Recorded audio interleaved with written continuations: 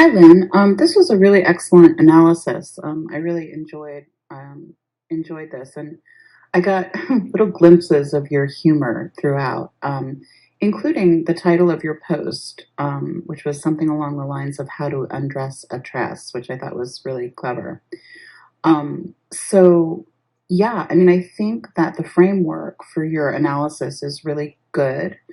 This idea about, kind of the all seeing eye, and then you do a deep dive in terms of signification, and then, kind of these ideas of Barthian death, but death more broadly as well. And I love what you say, pretty far along in the presentation that, this is Act 3. It's kind of the final judgment, literally. Um, this great image. I hate this movie. I have eye so ugh, I hate it.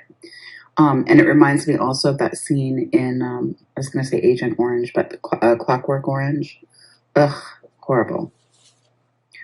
But this idea of looking, the relationship between looking or surveillance and power, and the fact that even when we're not being looked at, we internalize that surveillance and kind of behave ourselves like if as if like if we were being looked at, right? um right, Illuminati. But that idea of the ever watchful and ever vigilant eye, whether it's the eye, kind of God, or Santa Claus, who sees us when we're sleeping and when we're awake. Creepy. I like that you kind of subtly introduce the notion of scale and power, because I do think that because Tress has created this little miniature environment, as the photographer, and this relates to your work as well, as a photographer, he becomes God or godlike. He's the omniscient one. He's the one who, kind of designed the miniature scene and can manipulate all of the little figures and elements within that scene. And, then with the eye of his camera, his camera lens, kind of records the scene. And so it is that kind of godlike power when one photographs miniatures, that you get to be kind of the director of the opera, metaphorically speaking. Right. So this is the scene. This is the little set that he built, and Tress is the Cheshire Cat. Really, that idea. I mean, that's terrifying.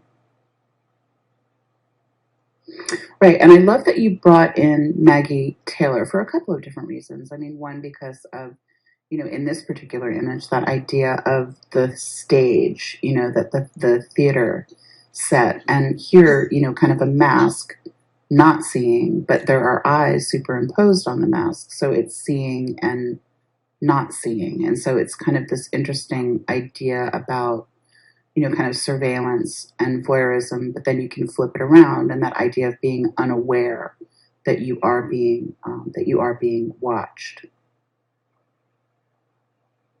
Good. And the idea of like kind of the eye and in this case, the false mirror, that kind of, I think that goes back, to this, that idea of kind of seeing and not seeing.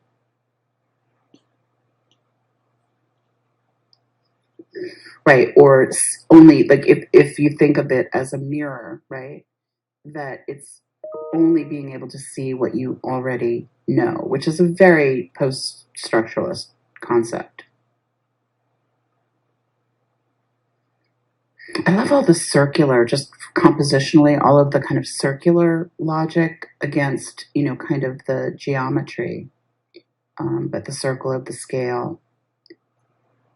I love this quotation. I like to think that the objects are obviously symbolic, but not symbolically obvious. And I think that that definitely is at play. I mean, I don't think there would be as much pleasure, kind of unpackaging this particular Tress image or a Maggie Taylor image if they were didactic, if they were symbolically obvious. I love that you made a composite. And I love that you do this deep dive into like what scales represent that idea of balance and equality, but I would also say judgment, right? And you start to talk about judgment, the final judgment, right? Act 3, a little bit later on in terms of, both, kind of Christianity and mythology.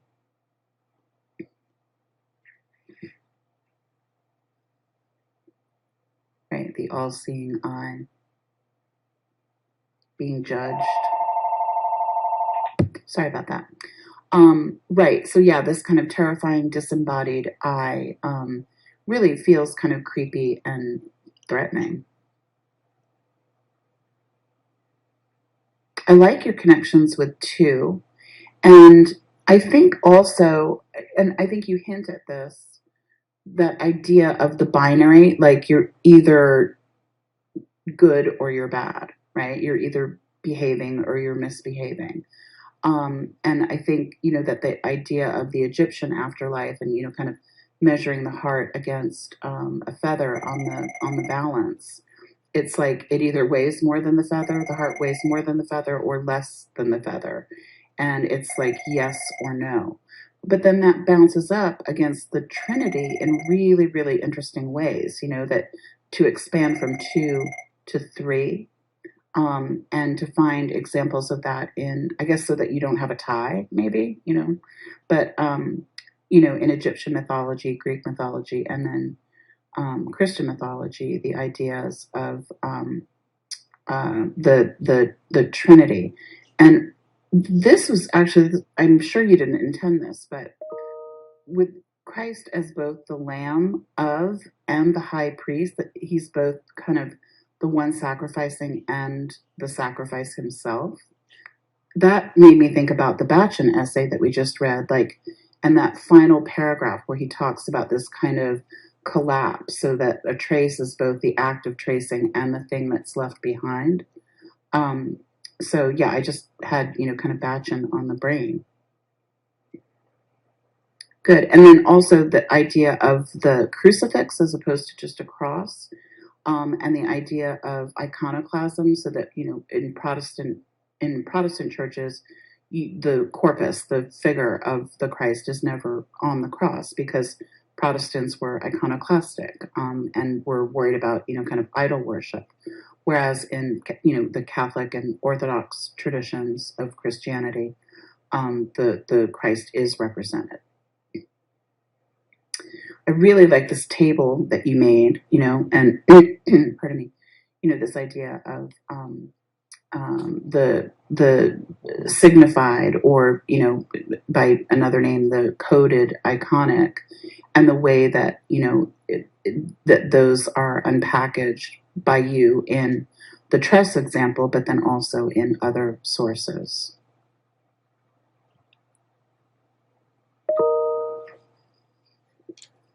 Right, and then the idea of like, to what extent do we need to know about Tress, right, in order to appreciate or understand his image, and the idea of authorship, as it's presented, as you mentioned, by Foucault, but also by Barthes, and kind of putting more of the responsibility on the reader of the image, the person who interprets the image. Right, and that kind of, that has been-ness, but then, also that idea of the title itself that provides so much anchorage in the idea of, kind of Act 3. It's the final act, the final judgment.